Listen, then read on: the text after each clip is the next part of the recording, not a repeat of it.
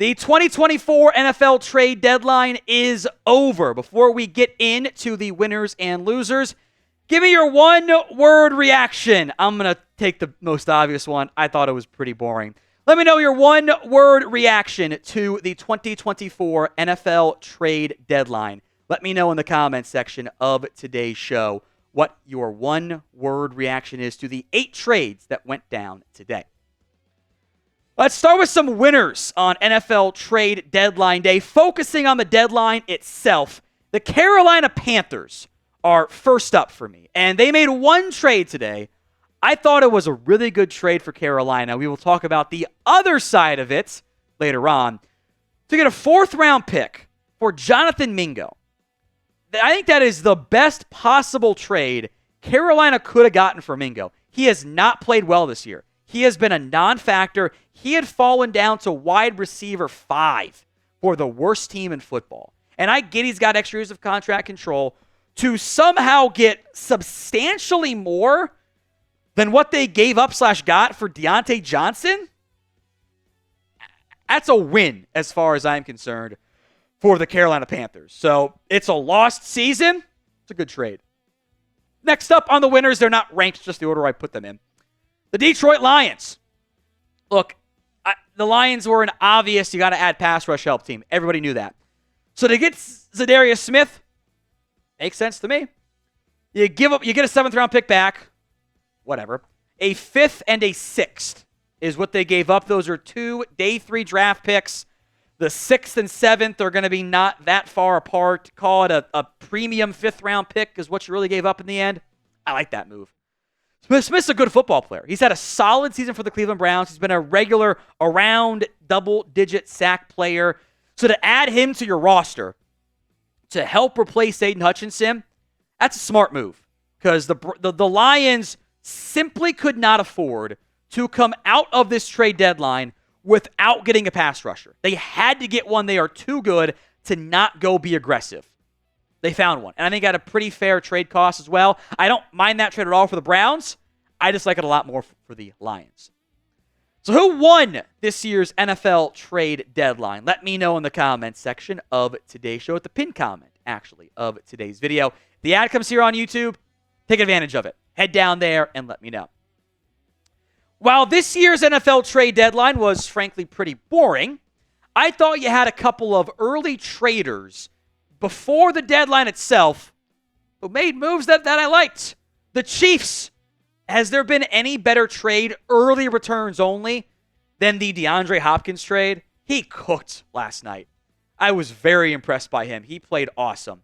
The Chiefs had a very strong showing. Josh Uche I like as well. I love what the Chiefs did. No moves today, but I couldn't not mention the Chiefs and Hopkins. I think that was like the best move made the past month or so. I like the Bills adding Amari Cooper, if he can get healthy again. The Ravens added Deontay Johnson, which was good. Trey White is whatever. The Titans, I thought, made a great trade of Ernest Jones IV. They got way more than what they gave to get him in the first place. That's a win. The Vikings got Cam Robinson on the cheap. I don't care about Cam Akers. They needed a left tackle. They found an option, the best one out there. I think the teams that made trades early certainly benefited.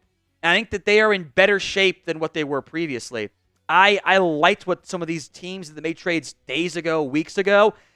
They aren't like technically deadline winners because they weren't made on the deadline, but I can't not mention them as part of it. They did too good of a job overall.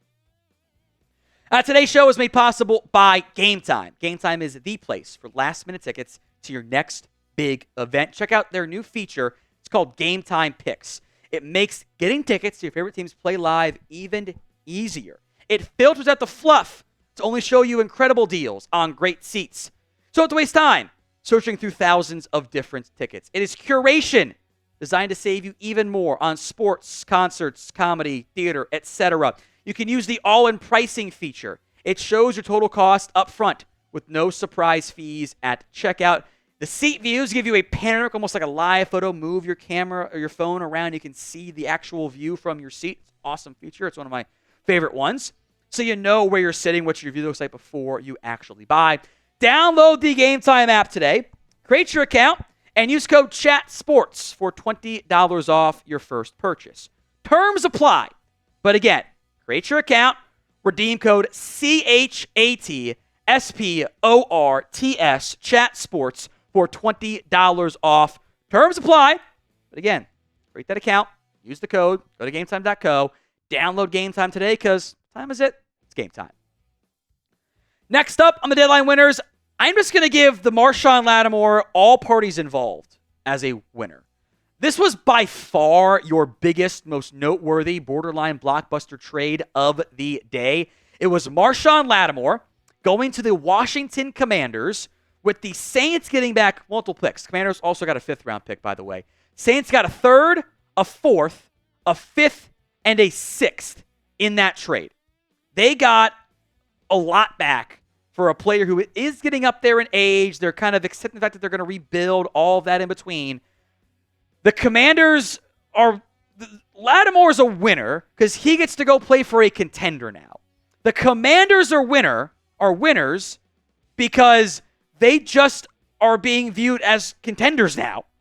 Like, he gets to go play for a winner. And we said that about Washington. When was the last time we said that? It's been a very long time. The Saints, I like it because they got 3 picks. They got 3 draft picks back. Now, one of them was their own 60 to get it, so cancel it out. But you got a 3rd and a 4th. I think that's good return on value for them. They were asking for a 3rd. I think they got a little bit of a bidding war going. I'm not mad at anything on these. I think that's good for the Commanders, good for the Saints, good for Lattimore. Commanders, they might not be a Super Bowl contender, but they're a playoff contender. It's accurate. I wasn't 100% sold on putting the Pittsburgh Steelers in here, but I'm going to do it anyway because they kind of carried this year's trade deadline. They made 2 trades. Now, I will say, I really, really think they should have done the 4th, that's what it amounts to, for DeAndre Hopkins, and not the 5th for Mike Williams, but they needed a receiver. They got the best one that was available that was actually going to get moved, so like they weren't going to Cooper Kupp, Metcalf, sorry. And I do like the Preston Smith trade. It's a 7th-round pick. It's the vet minimum. You're not really paying much anything. I probably wouldn't have put Pittsburgh on here if it wasn't for the Preston Smith trade, to be quite honest. But I think he's a good fit in that 3-4 defense. It adds pass rush depth in case Nick Herbig stays banged up or Alex Highsmith goes down again. They've got pass rush ability. Williams fits with Russell Wilson pretty well. It was a bit of an overpay on the Williams versus Hopkins trade, but not that bad at all. Before we continue, if you haven't already, now is the perfect time to subscribe to us here at Chat Sports. We'll have college football playoff rankings live later tonight, and of course, a ton of more NFL coverage, NFL draft season, NFL playoff picture, very much coming into focus. Hit that sub button so you don't miss out. YouTube.com/ChatSportsTV. The first loser is the Dallas Cowboys. You are not a good team. We know that. Everyone knows that.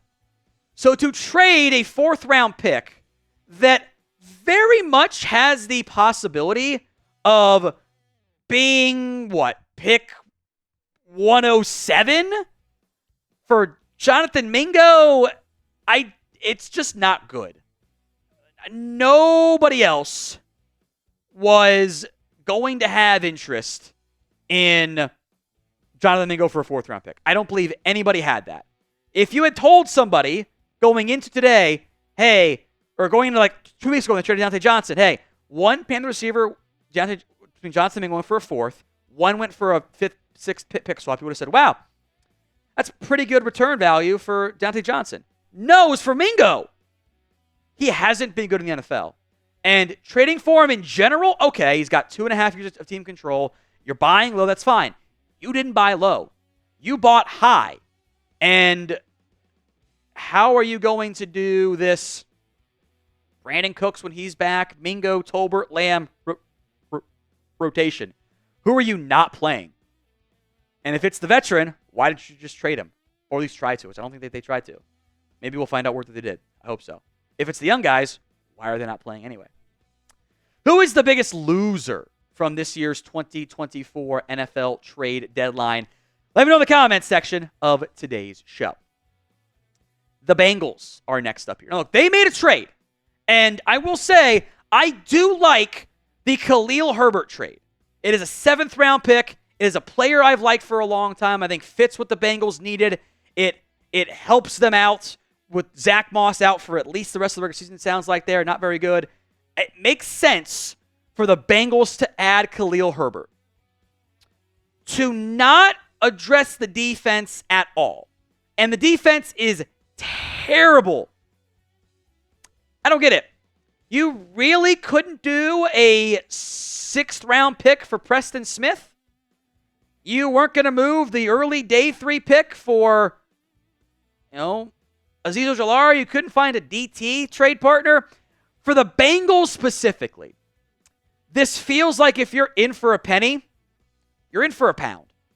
And they're in for the penny. But to not address the defense, no half measures in Cincinnati. And look, they don't make trades, period. They made one. This should have been the year to do more than that. Houston Texans also on this list. Kind of in a similar. They did make a trade. The Niners got a defensive tackle, journeyman Khalil Davis, who has been their 4th DT in Houston, basically, for a 7th-round pick, next year's 7th-round pick, by the way. Okay? Houston's got offensive line issues. I don't know what they were really going to be able to do, but there were a lot of upset Texans fans in our live chat, so I'll put that in there too. The biggest loser is this. It was the fans like myself, like producer Chris, like EP Sam and Stone, everyone else here, that wanted trades. We got 8 of them. And that's the same we got last year, but I would have preferred more trades.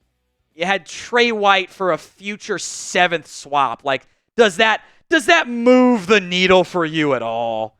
Does that interest you? Does that make like, oh yeah, that's the deal we were missing out on. That's what we were waiting. It was a future 7th-round pick swap. Does that really? Do we care about that? Frankly, do we?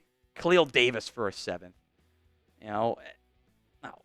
I wanted more. I still think this trade deadline needs to be another week or 2 back. That's what I think it needs to be. So before we go, one last question. Who should have been traded that wasn't today? Drop that player name for me in the comments section of today's show.